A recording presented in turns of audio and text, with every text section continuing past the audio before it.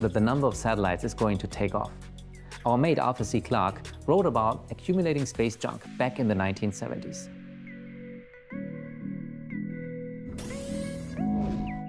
You probably remember this from my previous documentary.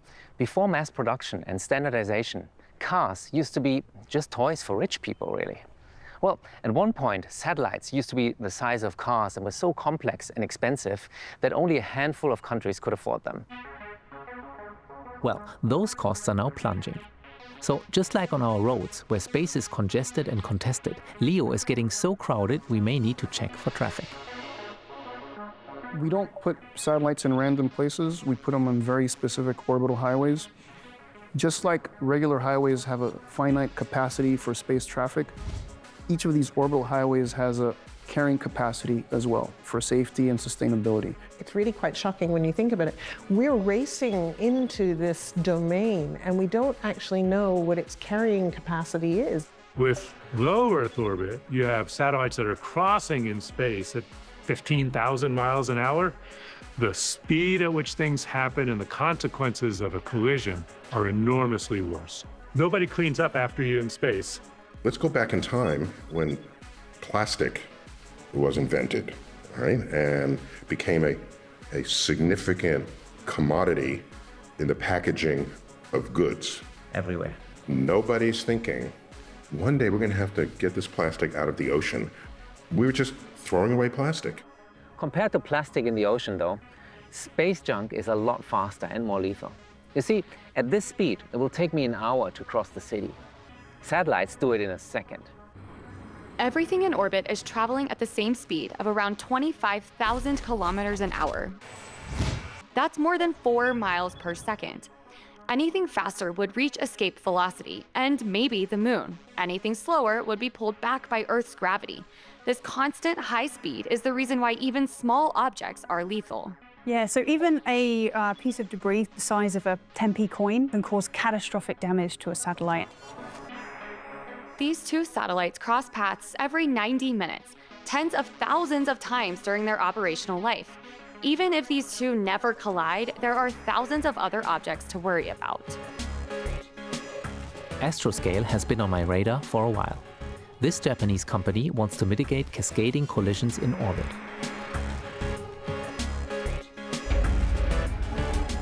We're not going to pick up all those small pieces. What we need to do is stop the big pieces from becoming small pieces. Because even the small pieces are a significant risk, and that could destroy a satellite or destroy a space station. What we're seeing here, this is kind of scary to think about something like this re-entering and like maybe hitting a populated area. We see more and more of these big rocket bodies that are re-entering. Objects in low Earth orbit naturally fall back down after about 20 years due to small atmospheric drag. But space stations, geosatellites, or debris in higher orbits will be in space for a much longer time. Some generals don't seem to understand the gravity of the situation. In order to show off their fire prowess and accuracy, they've created even more debris on purpose. Space junk from a Russian anti-satellite weapons test is threatening 7 astronauts aboard the International Space Station. In the middle of that test, in the immediate aftermath, we knew that there was a debris cloud in the vicinity of the International Space Station, but the data doesn't come in that fast, and so trying to understand the immediate danger to the astronauts was not easy to do. And the irony is, I think there were Russian astronauts in this group. 2 of the 7, yeah, absolutely. And of course, there's sort of the plausible deniability, oh, they were never in risk, and the reality is we didn't know. The test has so far generated over 1,500 pieces of trackable orbitable debris and hundreds of thousands of pieces of smaller orbital debris that now threaten the interests of all nations. I know that also the US has done similar tests in the 50s and 60s. Sure. You know, honestly, the last test that we did really was in 1985. We shot a satellite and then we said, we don't think we're going to do that anymore. That all doesn't matter if China or Russia doesn't comply with any of what you guys are talking about here today, right? So what the Chinese choose to do, what the Russians choose to do, that's on them, all right? We know that they the Russian ASAT test, right? That was completely inappropriate. Experts estimate that there are more than 100 million pieces that are way too small to detect.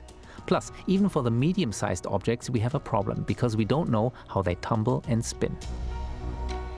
Things move a certain way, mostly due to gravity or curvature of space-time, but then also there's everything else about how the sun is exerting forces and pressures on objects, and we are hindered in our ability to predict where these things are going to be at some point in the future. Okay, to recap, this garbage grows exponentially and travels lethally fast.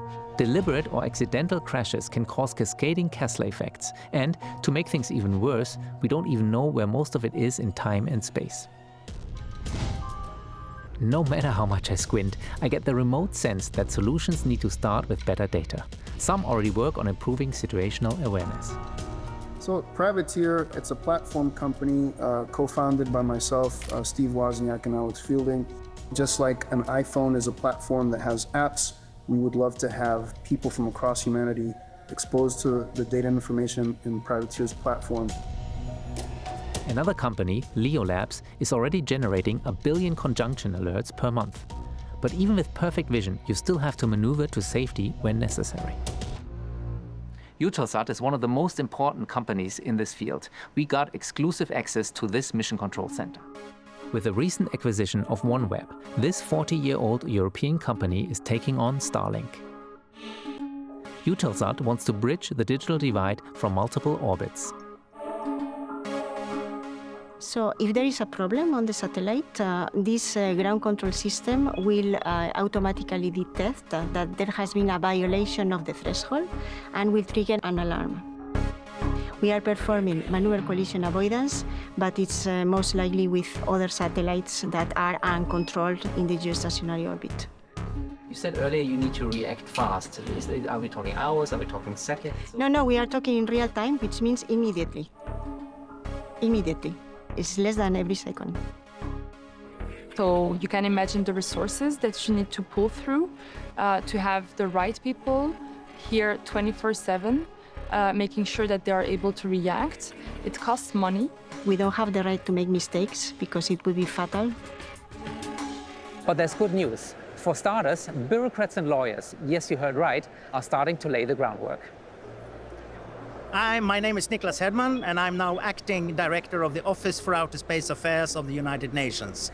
If you create space debris, you can be hit by it yourself, you see. If you want a long-term investment to really benefit your company, then you have to act responsibly. 25 years ago, it was just NASA, it was just ESA, it was just JAXA. It's a few countries that were launching. Now you'll have a satellite that's built in country A, it's launched in country B, it's being insured in country C, it's getting a license from country D, and it's being managed by country E. Just the basics of what is up there, it's multinational. Space sustainability is fundamental. We can't get all the amazing benefits of space, and they are truly amazing, if space is so congested that it's too dangerous to be up there, right? So there's nothing more important to the world than making sure that space is sustainable for now and for future generations. So we've put that right at the top of the priority list for the UK. For instance, in 2019, this intergovernmental body adopted the long-term sustainability guidelines. It took 10 years to negotiate that instrument, 21 guidelines. The Vienna spirit is the idea that even though things may be tense outside the negotiating room, that you come together and that you compromise and you do it for the good of the goal, which is either nuclear safeguards or the peaceful use of outer space. But new space companies like to move fast, and you guys are pretty slow at getting anything done, no? We are slow. However, there is no other consensus platform that deals with these issues in the world. Meanwhile, the first fuel stations on the orbital highways are already planned and funded. So a very large percentage of satellites, well over 50%, they reach the end of their life because they ran out of fuel, not because their hardware is obsolete or something else happened to them. It's because they simply just ran out of fuel. No one would ever leave their car stranded if it ran out of fuel, so extending the life of these spacecraft sounds like a no-brainer to me. There are already test missions underway to power up some probes. Cars, airplanes, washing machines, everything is serviced after it gets sold. Satellites aren't. Satellites are launched and there's no intention to service them. Once they launch, they're gone. You're not going to see them again. That's going to change. We are launching our first fuel demonstration mission to prove out the refueling port and to prove out the fuel transfer so that we can start refueling our customers. So the way you've been selling me this is you are solving one of the biggest issues in the space industry, but what you actually have at the moment is just a 500-gram little widget. Isn't that a little bit too much hype? No, not at all. So we have been baselined already in 2022 on 4 Department of Defense satellites and then 91 commercial satellites as well. So there's already a huge demand for it. That's some real customer traction for this startup right there. So today, absolutely 0 satellites that are in geosynchronous orbit have refueling capability. But not everyone is convinced. In fact, in any orbit, no satellites have refueling capability. Space Logistics is an ambitious entity inside a mega corporation of 90,000 employees. Welcome to what some call the military-industrial complex, old space. Yeah, so Northrop Grumman has quite a long history in aerospace industry, especially in space, actually providing some of the key elements that landed men on the moon. The Eagle has landed. Back in the 1960s. I deorbited dozens of spacecraft, and I always felt like such a gravedigger every time I was pushing one of those perfectly good satellites out to service simply because it ran out of fuel. But we don't have to do that anymore with the MEV-1 and MEV-2 that can extend the life of those satellites. The big idea? Instead of refueling, why not simply attach as a jetpack and take over control? You just mentioned GEO, and I thought all the action is in LEO. Yeah, well, GEO is where the money is. And so it's very exciting after 19 years to be sitting in this control center, seeing that Intelsat 901 coming up very close on the screen, full size, being right there in front of us, knowing that we're now docking to that satellite and extending the life. Something we never dreamed of 20 years ago when we first launched it. Is it possible to do this with any satellite? So those 2 key interfacing features, the liquid apogee engine and the launch adapter ring, are present on approximately 80% of all satellites in geosynchronous orbit. And it should be compatible with nearly all of those. Life extension services for satellites are an important part of space sustainability. Removing pieces of debris safely is another, even bigger challenge that needs to be confronted head-on. Our tagline is the space sweepers, right? So we like to kind of think about, in the same way, if your car breaks down on the roadside, you call up the car breakdown service and they'll come and take it off the highway. We're looking at doing the same thing with satellites. Astroscale's plan is to maneuver close to defunct satellites and grab them. With almost $400 million of venture capital, they might actually be able to pull it off. If you think about it, this is the ultimate tragedy of the commons. Sure, there's exciting technology on the horizon, but let's be honest, at the moment there are no binding international rules in place and no punishment for polluters. We can't even keep the rubbish off of our street or recycle our consumer electronic devices. But when small sets get cheaper and cheaper to make and deploy, they are also cheaper to replace. If reuse, reduce, recycle is more expensive than litter and relaunch, then are we becoming a spacefaring throwaway society?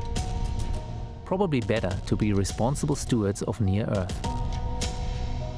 I'd like to think that in 10, 20 years, we look back and we say, glad we did it just in the nick of time.